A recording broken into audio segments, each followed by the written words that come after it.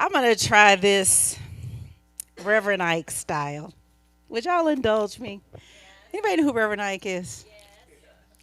He gives you a way of communicating that helps you to really feel it. And this is prosperity is a feeling thing. You feel prosperous before you express. Feeling precedes expression, no matter what. So, whatever it is, the feeling comes first and then the expression follows. You can use your words to drum up feeling. Okay, let's try this. Hopefully, I won't get in my head and I'll just do it. All right. The Lord is my banker. My credit is good.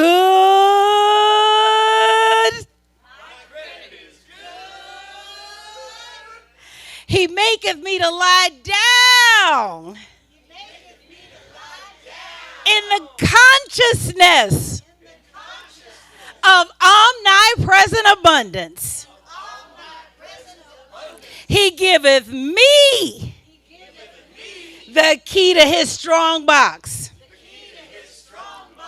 He restoreth my faith in his riches. He guideth me in the paths of prosperity for his name's sake. Yea, though I walk in the very shadow of death, I shall fear no evil. For thou art with me. Thy silver and thy gold, they secure me. Thou preparest a way in the presence of the collector. Thou fillest my wallet with plenty. My measure runneth over. Surely goodness and plenty will follow me all the days of my life. And I shall do business in the name of the Lord forever.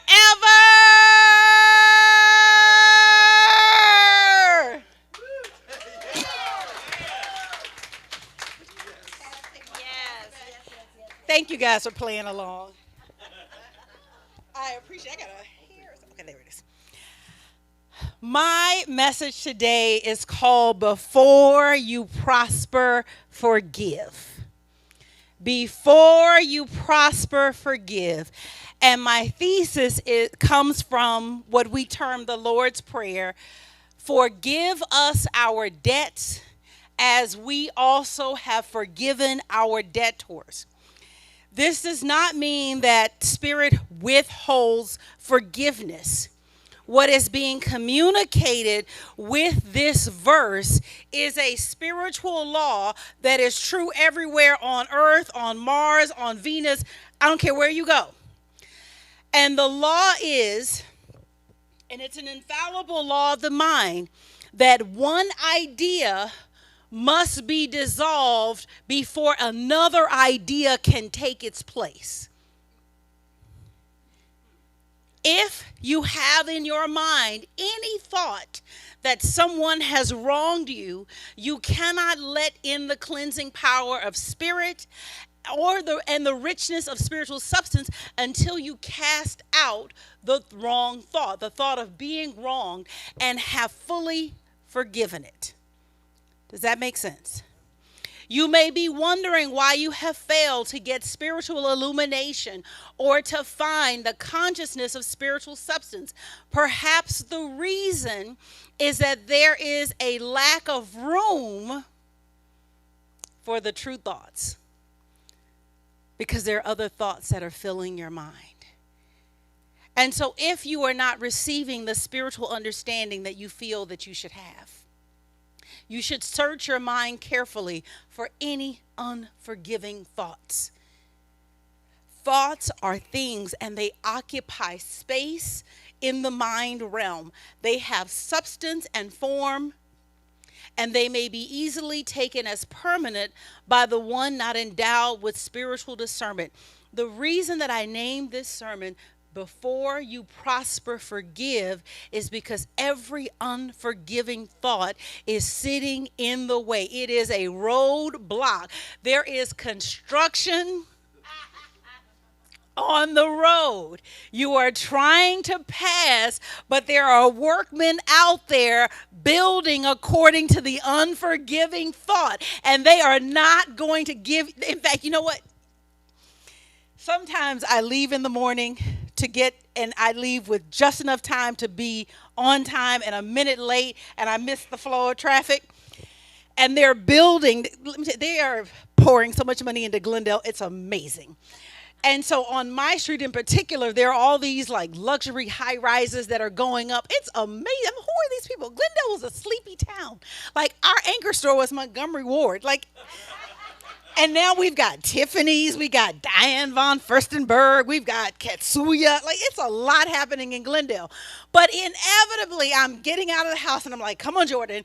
It's an assembly line. I got to get you to school and then I get me to work. And like, come on, let's go. And inevitably, I will get to the end of the block, and there are all the construction workers.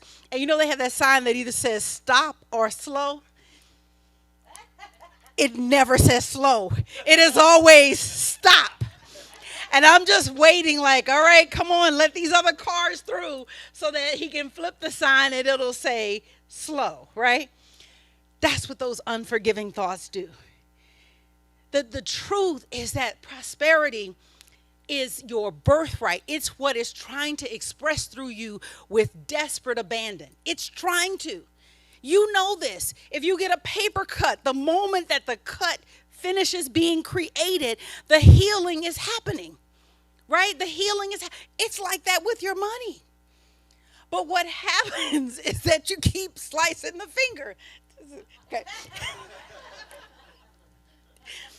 Two thoughts cannot occupy the same space at the same time. And so the thought of lack and the thought of plenty cannot exist in the same space. And so you must choose. You can have lack or you can have plenty, but you cannot have both. Is this making sense? Yes. Only one gets to stay. The other lies dormant. It doesn't mean that it's not there. This is why you're never stuck. It doesn't mean that it's not there, but it means that it's lying dormant. It's like, you know, if you don't use it, you lose it, right? Okay, y'all catching. So sometimes when I would mess up as a kid, my mom would say, "What are you thinking?" What were you thinking, right? And that's really what I want to ask you today. What were you thinking? Tell me what kind of thoughts you are holding about yourself and your neighbors or your classmates or your coworkers or your spouse or your family members or that person that you're behind in the line. Oh my goodness, let me tell you. I was at physical therapy yesterday because I'm working through I'm affirming health. And so I was there, and there's a couple that comes in, and the husband doesn't have sight, so she's leading him. But let me tell you, she's broadcasting it to everybody. And she comes in, and she says, "Okay, go that way, go that way." And I'm sitting there like, why are you disturbing my physical therapy?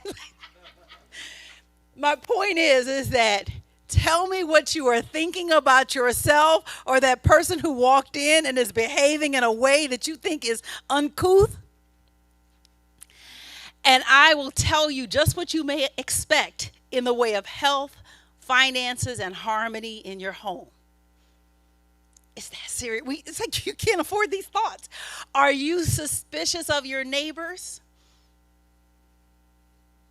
Okay, not the people that live next to you, but you know the ones that you see on TV that you think not y'all, your relatives. I know none of you would hold any of these thoughts. None of you would look at what's happening right now in Congress and go, those people.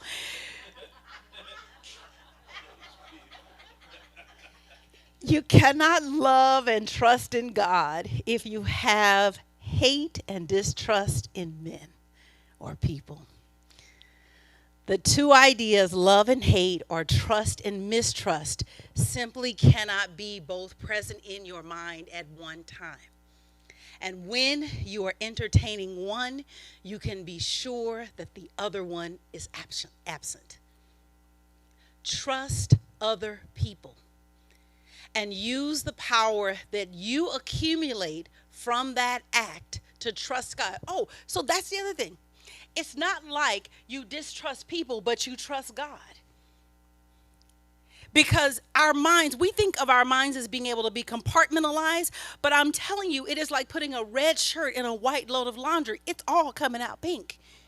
There's no, so harboring a thought of distrust, harboring a thought of ill will, harboring a thought of it serves you right, it's not like it gets cleaned up when you have, like when you're just around the people that you like to be around or when you're in your spiritual life.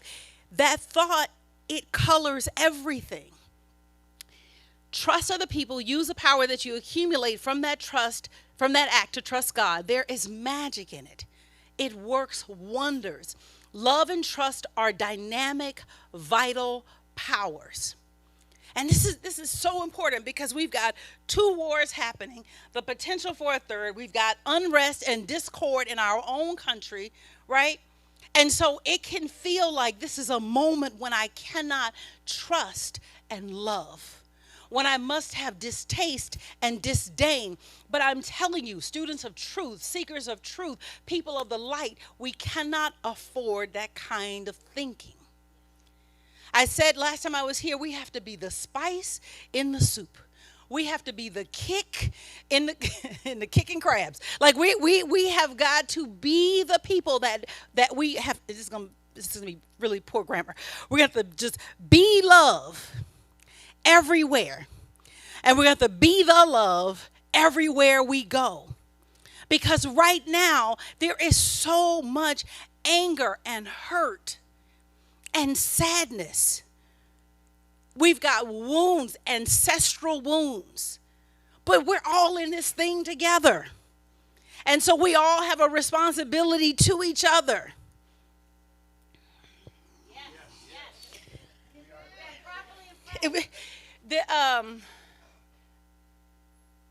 I'm blanking on the name of the title, but she won a Pulitzer for it. It's a beautiful book where she talks about the waves of migration of people of African descent from the South into the North and into the West. And what is it called? Yeah, Isabel Wilkerson. She's written two books, The Warmth of Other Suns, but I don't know if that's the one. That is it. And it's a beautiful metaphor that she uses. And she says that when you buy the house, you inherit everything that came with the house. And so to say, well, I didn't make the basement leak. Well, you're living here. The basement is leaking. You got to do something about it. Like, that's just how it works. And so we have so much healing, loving work to do.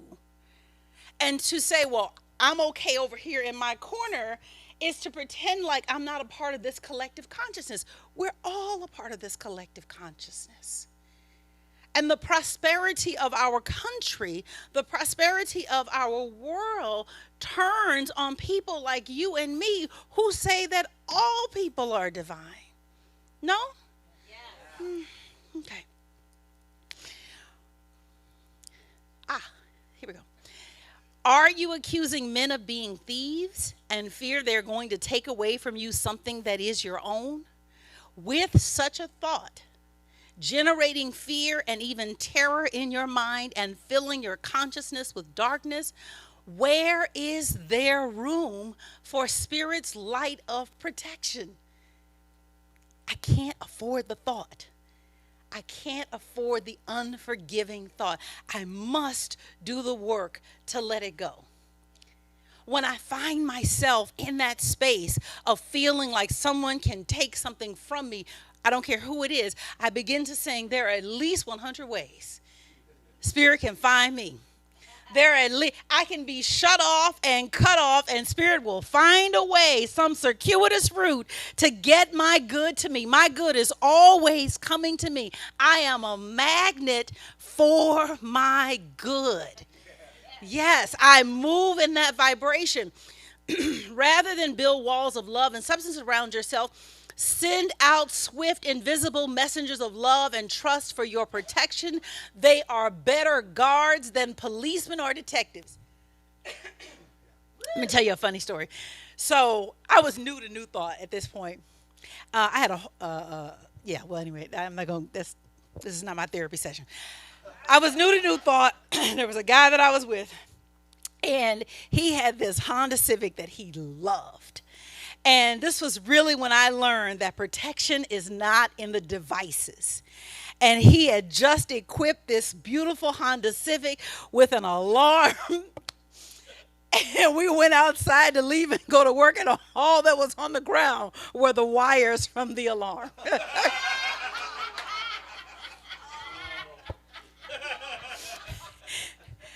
I am not protected by a gun. I'm not telling you not to have your guns. I am not protected by that. I am protected by the words that come out of my mouth. No harm can come to me. No harm shall come from me. My good comes to me with grace, with ease. Everything that is mine finds expression in my life right now. It's possible. We all know these stories of people that survived 9/11. I have a classmate that I went to. A lot of my classmates worked on Wall Street and were in the towers. But one classmate in particular, she said, I just got this idea and I just started singing and walking down the stairs and was out of the building, and then the buildings come down. Again, you can be in complete chaos and begin to tell yourself the truth. When I would go to amusement parks with Jordan when he was younger, of course, you fear like the child getting away from you. And what I would tell him is, this is what you say: Spirit, lead me to the adult that will help me. Because of course there are adults there that have nefarious intent, perhaps, right? But his words create. Spirit, lead me to the adult that will help me. Spirit, you are my protection. And then trust that you are being guided to the right person. My words create my world. And so I cannot, did something come on? Oh no, not Siri. Sorry, Siri, not you. Okay.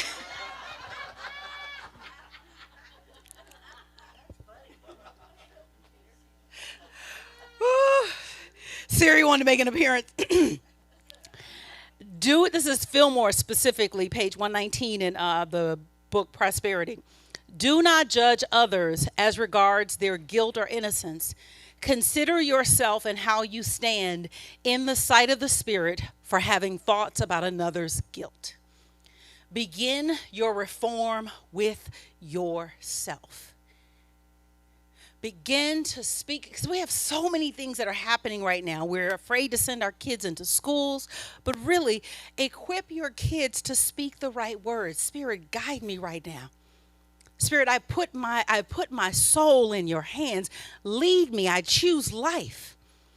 One of the Reverend Della was my mentor, and one of the most powerful things that she shared was being on the Johnny Carson show, which I know y'all don't know nothing about that, but being on the Johnny Carson show, these young people. And she was in the midst of having an aneurysm. She didn't know what was happening, but she felt herself falling. And she said, Spirit, into your hands I commit my spirit. And then she was out, and she was out for 2 days. And an aneurysm, this is 1978. This is not like today where, I'm not saying aneurysm is a routine thing, but it's 1978. That's a very different time from a medical standpoint. What she began to do when she came to was to begin to pray, draw to me the things that I need. And it turned out that the doctor who had the device that would help her heal from the aneurysm was in Japan. You don't even know where your good is, but if you will begin to call it, that the circumstances will allow itself, it will seem like it was always going to happen that way, but the circumstances will align itself and draw to you the good that is yours. But again, two thoughts cannot occupy the same space at the same time. So you cannot sit in a spirit of fear and a spirit of love and get the same result. Whatever thought you choose, whatever feeling you choose to be active is the one that is going to be active in your life. And so we want to practice the law of substitution.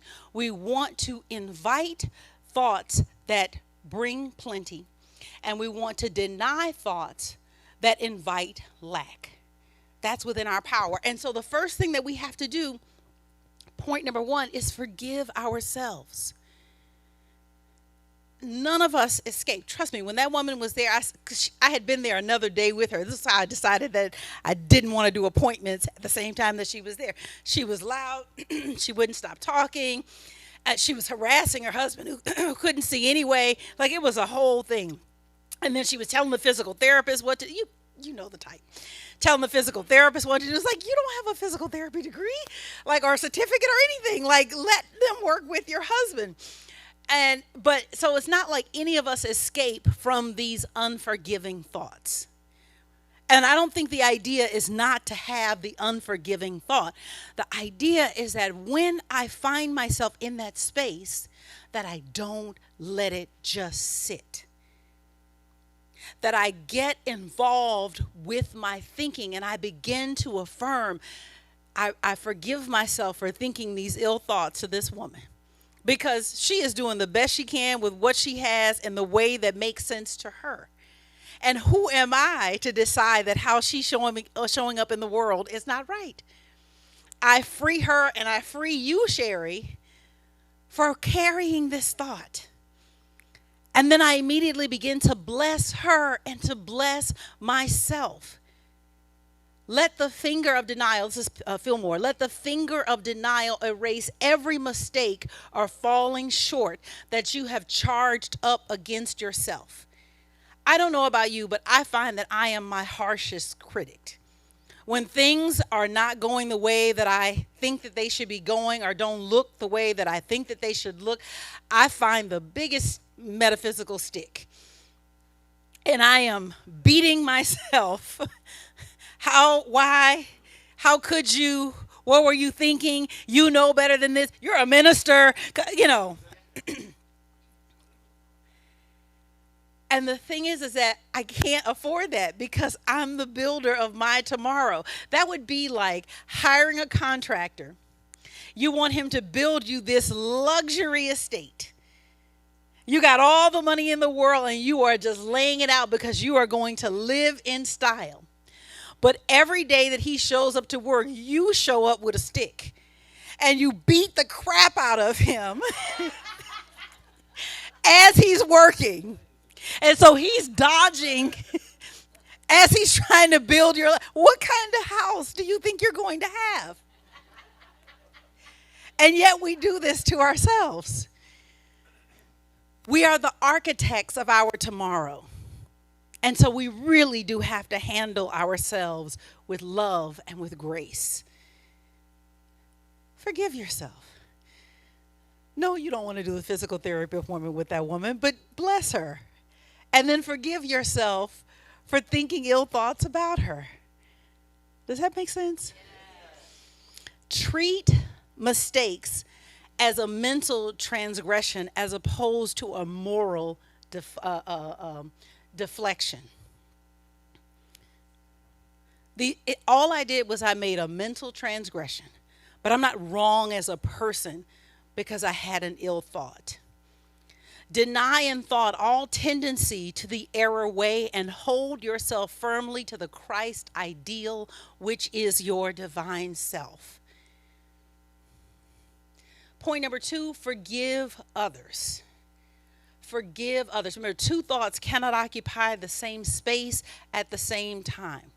I don't know, and haven't done this work because I didn't do any journaling work around it. I don't know what this woman particularly triggers for me, right? But I can forgive her for showing up the way that she did. Coming in, being loud, disrupting everybody else's physical therapy experience, right? I can forgive her.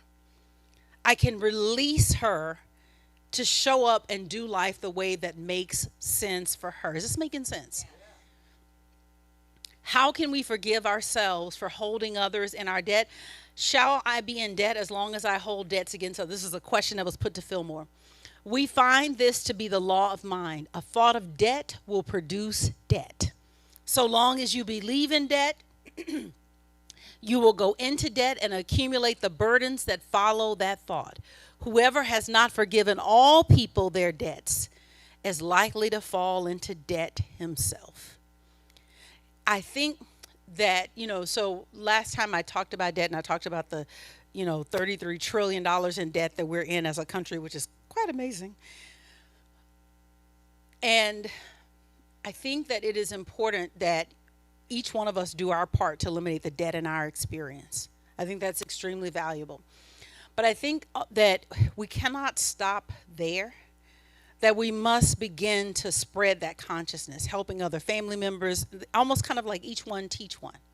That if we're going to turn this around, if we're going to get on full footing and begin to walk in our abundance, it really sits on the laps of all of us.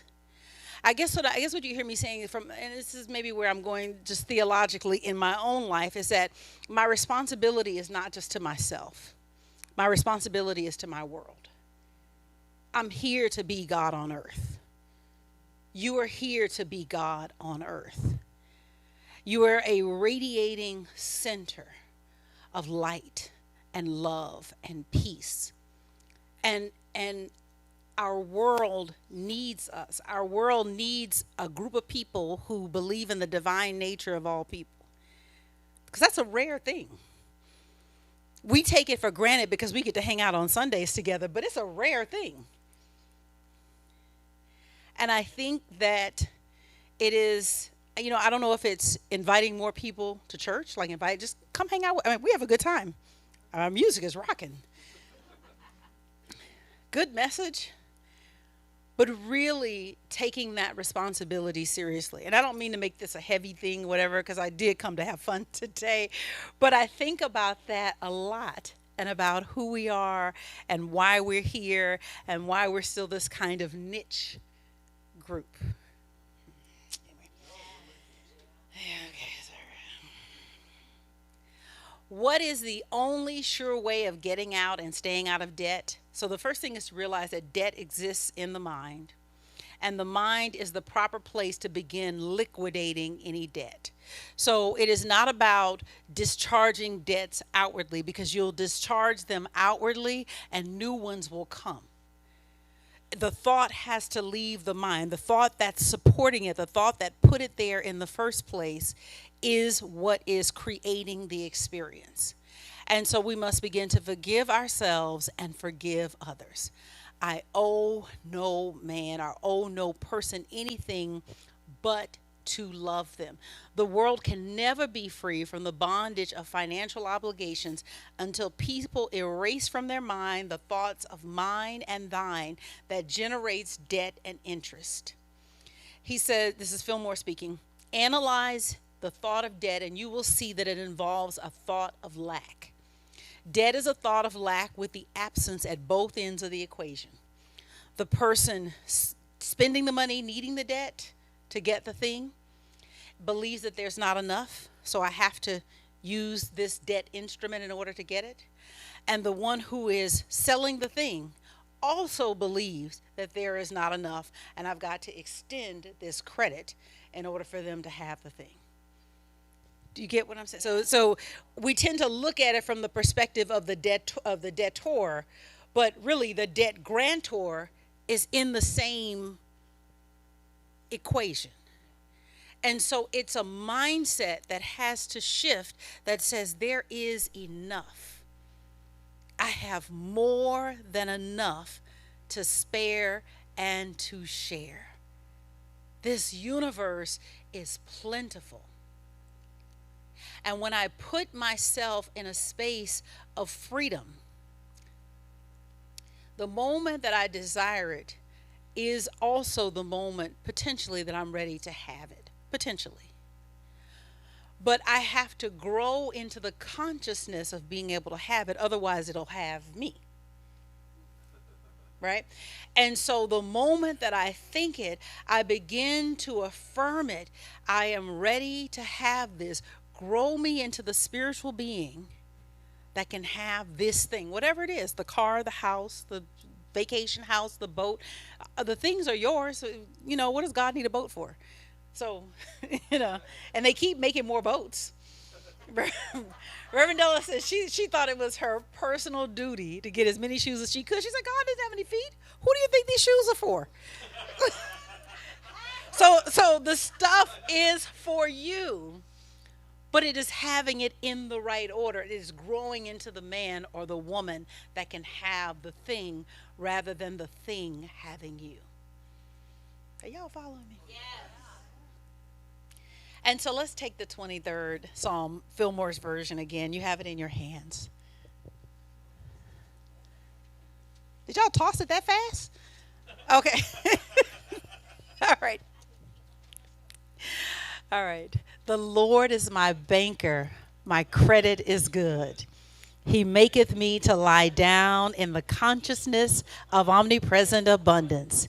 He giveth me the key to his strong box. He restoreth my faith in his riches. He guideth me in the paths of prosperity for his name's sake. Yea, though I walk in the very shadow of death, I shall fear no evil, for thou art with me. Thy silver and thy gold, they secure me. Thou preparest a way for me in the presence of the collector. Thou fillest my wallet with plenty. My measure runneth over. Surely goodness and plenty will follow me all the days of my life, and I shall do business in the name of the Lord forever. Yes. So take that, take a sentence, take a verse, take a word, journal with it, work with it 30 days, and just allow yourself to begin to sink. Let this idea that I have more than enough to spare and to share really just sink in. Let it just get in the fabric, in the walls. God bless you. Yeah.